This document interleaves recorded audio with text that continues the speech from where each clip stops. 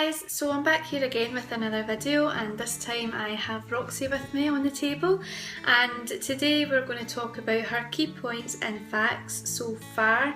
Again, I'm cutting this down short and sweet. I can do other videos with more points and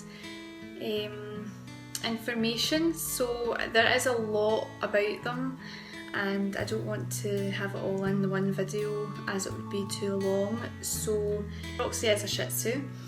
She is 1 year and 3 months old. She is 6 months younger than what Pixie is, and we got her from a family. We never got her from a breeder. We got her from a family that their dogs had had puppies. We got her in Ayr and we travelled all the way up there to see the litter, and obviously I couldn't leave without getting one, so there was 3 to pick from, and Roxy was more coming up to you, interested in you, that kind of thing, so we decided to go with Roxy. Plus her colour was very unique. She was a kind of tri-coloured Shih Tzu, although as you can see now she's lightened up a bit. She's a kind of cream brown colour. We have made a video for Roxy for her first birthday where it shows her life so far, as well as the gifts that she gets for turning 1. She was quite spoiled, so I'll have the link down below and you can check it out if you want. It's quite a long video, but it basically sums up her life so far in the year and 3 months that we've had her for, so it's nice to see.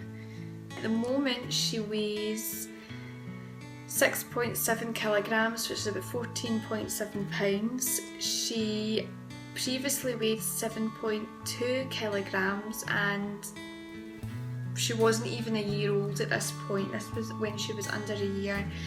She weighed 7.2 kilograms and I couldn't believe it when she was on the scales because she's 6 months younger than Pixie. She wasn't even an adult yet and she was weighing 7.2 kilograms. So the main thing about her being a puppy is that she was an absolute grubber. Hence why she was probably 7.2 kilograms. She loved her food. As a puppy she was on Royal Canin and we got the same food that the family had and we kept her on that because she loved it so much. So obviously having a new puppy, you want to try and find out how much they're eating, you know, that kind of thing. So we started off with the recommended amount on the back of the packet, and that wasn't enough. She was eating things off the floor, she was eating outside, she was eating everything. She was even trying to eat Pixie's adult food. So we decided to up it and we upped it again and again.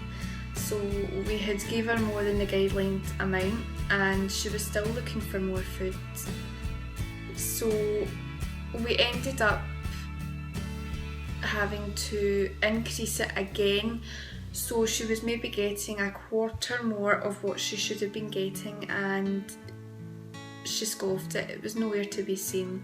She loved her food. She was at you for biscuits, she was at your feet when you were eating your dinner, you know, she was trying to eat Pixie's breakfast, eating her dinner, that kind of thing. So she was a really bad grubber, and every time we went back to the vet, whether it be for her jags and her boosters, and then you've got the neutering, so there was every month she was going to the vet for something, and every time we went there she was gaining a kilogram at a time, and you know, we just couldn't believe it. She was bigger than what Pixie was and she's 6 months younger, so she is a grubber, although now that she's an adult, she has calmed down dramatically.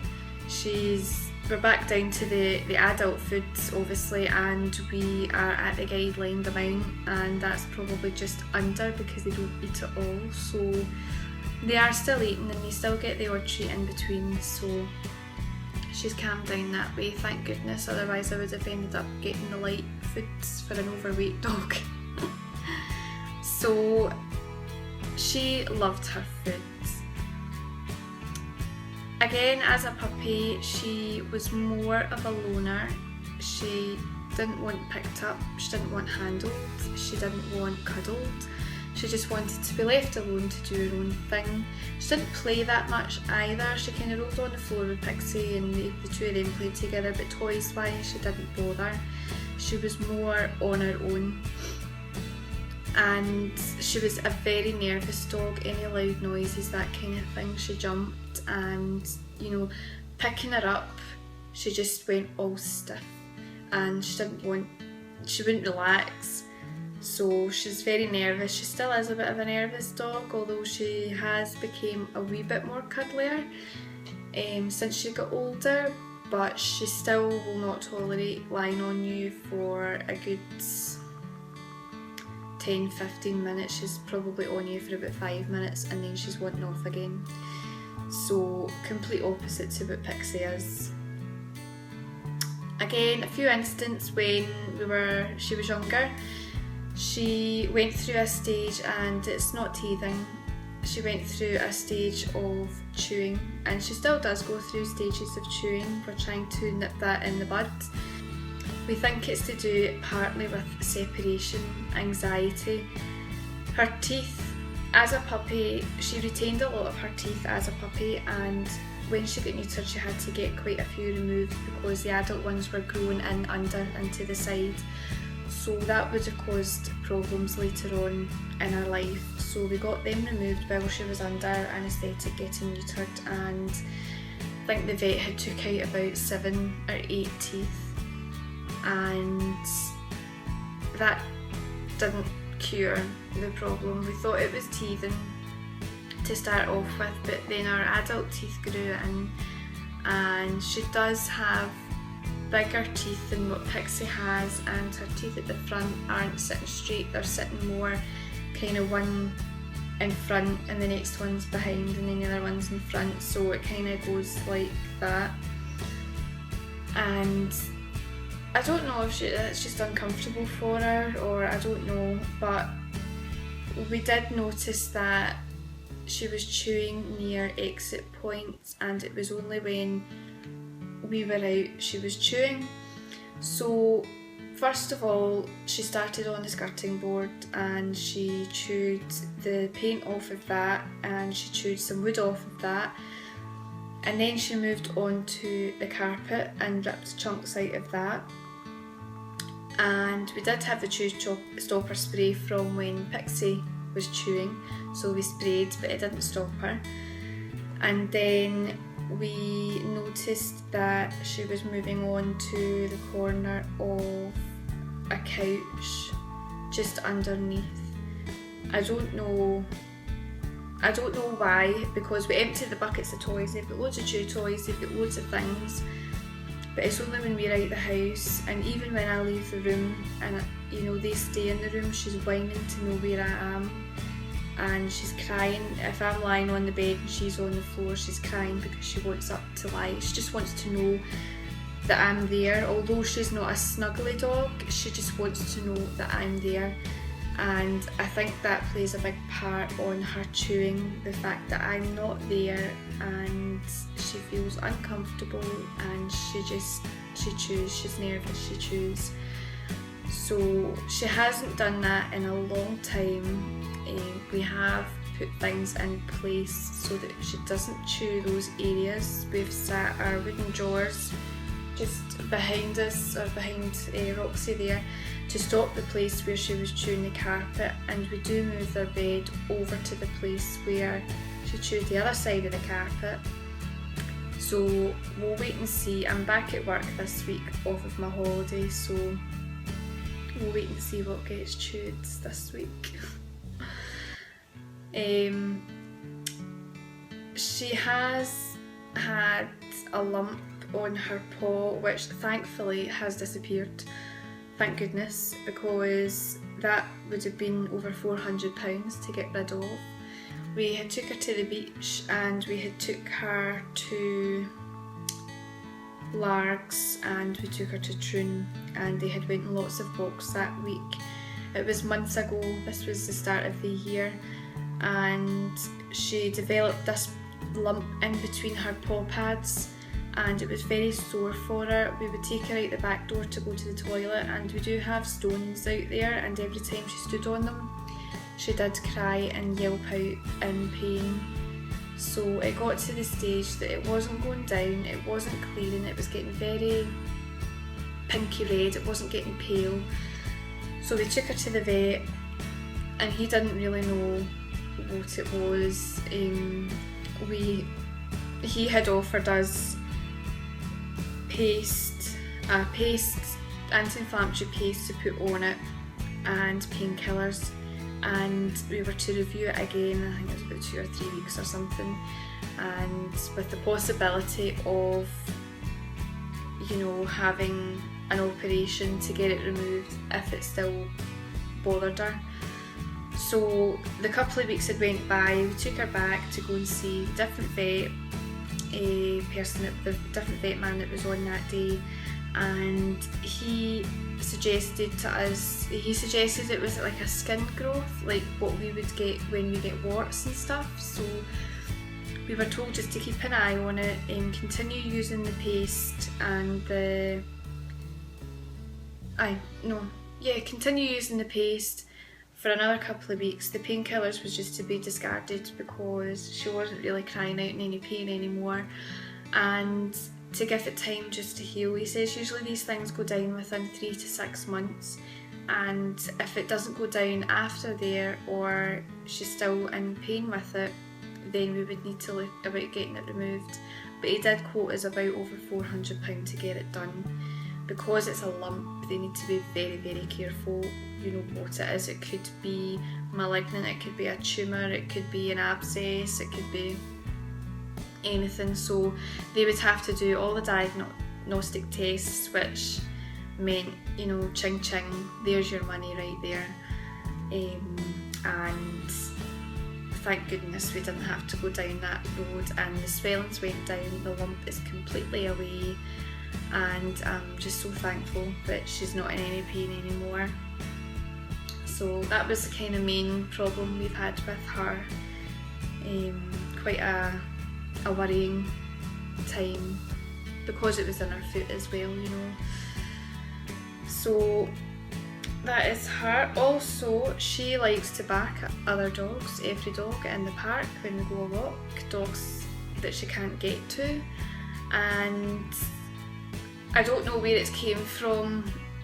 She never used to be like that at all, never ever used to be like that, and just recently, if I have her on a small lead and I don't let her near a dog and we keep walking, but she sees the dog, she'll bark and bark and bark, and she'll try and get to the dog, and it's a case of me trying to, you know, push her in the right direction, and it can be quite annoying because other dog walkers must think, oh my goodness, she looks like an aggressive little dog, when really she's not. Roxy's more of a playful natured dog. She just wants to go and play with the dogs. She plays with Pixie all the time, although she does nip her the odd time, which we are trying to get that dealt with. We're trying to teach her not to. She gets too excited where she can nip, and it's a case of if she's off the lead, I don't want that happening to another dog that we don't know. The owner could take it the wrong way, you know, but really she's just trying to play. She just wants to play. She's a very fun dog, but it's an ongoing problem just now that we're trying to deal with, and hopefully it will get dealt with soon. Her favourite food is obviously the Jamesville Beloved. They're both on the same brand of food, and because they get the same flavours, she likes duck as well. So they get the turkey in the morning and their duck for dinner, and they love it. She does like fish, although having it every day, breakfast, tea time, or either or, it's too much for her, and she doesn't really go to eat it. but she does enjoy like fish treats. It's something that they don't get a lot of, and they enjoy it when they get it, so her favourite is duck. Recently she has started reverse sneezing ever since we got the kennel cough, which was just last week, and since then when she comes out of the crate in the morning or when we're coming in from the shops and she gets so excited, the paws are flapping up in the air and she's all tongues out and oh, it's so good to see you, and she starts to do a reverse sneeze, and it's quite a frightening thing, I have to say, but we bring her out of that reverse sneeze rather quickly, so hopefully it will be something that disappears in a quick amount of time. But she gets very, very excited when she sees us coming home from the shops, which is nice to see because she's all over you like a rash. So that's us, isn't it? So that's all the points I've got to say just now with Roxy.